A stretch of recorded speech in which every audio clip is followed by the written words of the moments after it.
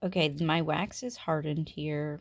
I'm taking off my skewer stick, and I have never unmolded this mold before. This is the very first time, and I'm doing it for you now. So I want to make sure that my wick is going to come out straight. And what I'm going to do is I got to pull away the mold from the sides before anything else. So I'm just going to grab it like this and pull it away from the sides. And I'm going to do this all the way around the candle to try to get all the little details out nicely instead of just ripping them off. So you don't want to just grab it and start tearing it like this. You want to pull it away from the side of the candle first. And you can see it has really nice little details. Now what I'm going to do is take my thumbs on either side, take my fingers at the bottom, and I'm going to push the candle out, lift it with my thumbs like that, and I need to make sure that I'm not going to rip this wick out, so you got to do it kind of carefully so that you get this really cute little candle. Look at that. I love it. A fat little sheep. And here's another one. I'm going to take the skewer stick off, just beginning by pulling the sides of the mold here first. And then I need to make sure my wick is straight. Now this one, because it's more vertical, I can't get all the way down to the bottom when I'm pulling like this. So I'm just going to do it in sections. And I'm going to just try my best to pull it away, get my thumbs underneath there. Slowly, I'm going to push out the candle mold without breaking it. There we go.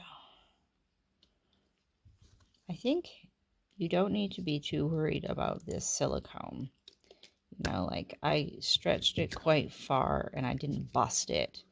So don't be, as long as it's like a good thick silicone, it's not like super thin, you shouldn't worry too much about stretching it and having it break on you. And there's our little lamb. It's super, super cute. Now, if I kept finding that I was breaking off the ears, there's a couple things that I could think of. One, my wax is too soft, and I need to use a different wax. Or two, I would need to cut the sides of this so that I can get out the candle more successfully without ripping off the ears. There's a few different things that you can mix with. You can mix your soy wax, your soy pillar wax. Don't use like 464 GW, like Golden Wax 464 all on its own. Don't use that. It's not a proper pillar wax. If you're using like this is specifically for like a soy wax that's designed to be a pillar wax, like Cara soy wax. Mix it with like a 20% beeswax blend, or try to use maybe a palm wax with it or a paraffin. You're looking for a wax with a higher melt temperature, something that is over 50 degrees to melt it. 50 to 60 or even 70 would be like good, because then what you're doing is you're increasing the hardness of the soy pillar blend, and then you're going to have less breakages, and your candle will not melt if it gets into high temperatures during delivery. So just keep those things in mind. I don't like soy pillar blends for another reason, because of the temperature of that the wax melts at. I think it is too low, and what I mean is the melt point is too low. And when it gets to be summertime, if you're sending your candles all over Australia, you need to realize that it is hot in certain places of Australia, quite hot all the time. I used to live up north in the Pilbara of Western Australia, and it got to be very hot all the time. Wintertime was always over 30 degrees during the day, and that heats up in packages. So I don't actually recommend you using pure pillar pure soy pillar blends on its own. You need to mix them so that you can service customers all over Australia and that their candles arrive looking exactly like this rather than a melted little mess in the package, which will lead to disappointments. There are some molds like this one here that is not very deep, but it has a lot of special little details and things like that, which could be difficult and quite easy to break off when you're unmolding. So when you're unmolding something like this, you really need to stretch it out before you try to pop it out, really trying to keep these details of the flowers intact as much as possible. Ensure that your wick is straight before you start. You can cut this bottom wick off right away if you want to, and then you're going to start by gently peeling away the sides of the mold like this. If you have excess wax on the side, just scrape it off. Palm wax is really good for that. It comes off so easily. Okay, now just gently peeling away, little bit at a time. Just try to do a little bit, because this candle is the carnation flower and has a lot of detail. So then we're going to work the mold up a little bit more, peeling away slowly. And now that I've got the next little bit, and I'm just going around one more time and gently peeling away. You can hear it, the crackles. And then one more time. Oops. No problem though. Didn't break it. Just the mold just slipped out of my hand. And there, look at the details that I've got on that candle. I was even better this time. You can see that there was old wax trapped in the mold, and that I succeeded this time in not ripping out all that detail. Look at that. Looks great. Now in the mold here, you can open it back up and you can see if there's any extra wax in there. And then you can just kind of push it up like this. And there's a little bit there that I broke off. And you can kind of scrape it out with your hands if you don't want that in there for the next time. Then there are other molds like this Christmas tree mold that's very long, and the top part was impossible basically to get out of this mold because it is so thick along the sides to just peel it like that. So I ended up just taking a knife, like one of these knives, and just cutting down the side. You can see that the cut is not perfect because it doesn't matter. It just matters that you can get the tree out. And so when I'm molding this, it's very easy to pop it out. And the only thing that you have to be careful of is that you just don't cut too close to the bottom so that you rip your mold in half. You just need to be able to get the tree out of it. And when you're going to pour this, you just wrap elastic bands around it like this, just making sure that you line up your tree sides together, and then it keeps your mold together while you're pouring it and letting it cool.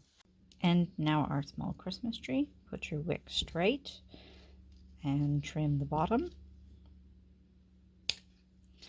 Remove the elastic from the sides. Now, because this one is cut, instead of peeling like how I've been doing the other ones, what I'm going to do is open up the slit like that, and that's how I'm going to help peel this one back. You can see there the details are coming out lovely, and you can do one side and then gently flip it over. Hold the bottom of the mold instead of the candle. And if in this instance, it's sort of like as I'm pulling, the candle's kind of moving around. So I'm just going to put my thumb here on the bottom of the mold and then lift up to try to preserve that side. And you can see here I kind of cracked it, but just try to go a little bit slower. I went too quick with this one. And then to get to the bottom, you just pull these sides away. Make sure the wick's straight again, and then push with your fingertips. So I'm putting my fingertips here and I'm pulling away the sides of the mold, and then I'm pushing up to get the tree out. and trying gently pulling the wick through the bottom of the mold. And there is our little Christmas tree, and I can see I have cracked this one. So because I have cracked this tree, and I know I have cracked trees, the top of this tree in the past, so what I'm going to do is cut down the mold a little bit more because I think it is not cut quite enough. So if I cut up the mold just with like one of these knives here, and I slice down the side a little bit more, then the next time I'm making this, I won't snap the top off again. And you just have to make sure that you don't cut all the way down. Just a little bit more.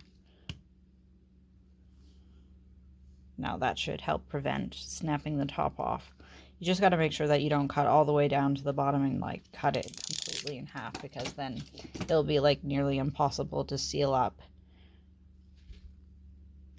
I just need to do right here again.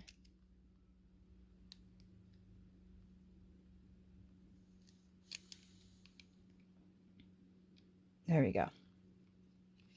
If you have a candle then that keeps snapping at a certain spot like this one did, check to see how far down you have got your mold cut, because there's no reason. I'm using a hard wax. I've got the candle mold cut.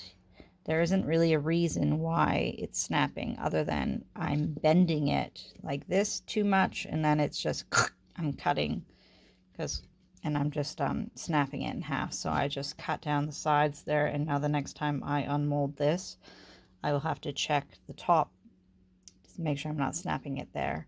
But if you have like a tall mold like this that tapers inwards, so it gets weaker as it gets to the top and you're snapping the top of it, cut your mold deeper into the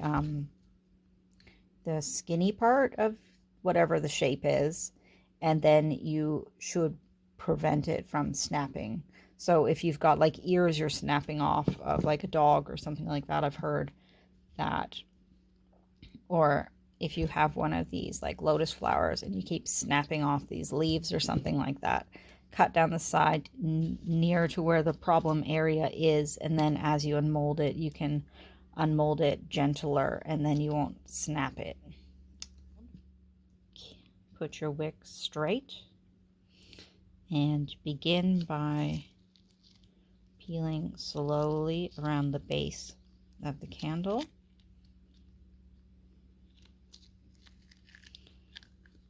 Just a second time you go around, peel a little bit more. And slowly peel back the mold. There we go. And there is the lotus flower. And you can see here how I have not ripped off the flower petals, which is great. This is perfect. So pretty in pink. So I hope this video was helpful for you. If you have any questions at all, or if you want me to demo something specific, please leave a comment below and I will do my best to answer your question or help you in any way that I can. If this was helpful to you, can you please give me a thumbs up so that it helps my video spread to other candle makers and craft enthusiasts. And if you haven't subscribed to my channel, consider subscribing. I do lots of tutorial videos and help out as much as I can. And if you are looking for help with anything in particular, please let me know in a comment below, and I would love to help you out. I've also got videos on how to do candle testing and how to wick up your molds and things like that. And I'll put a video in beside me here, so have a really wonderful day and watch those ones next, and I'll see you later. Bye.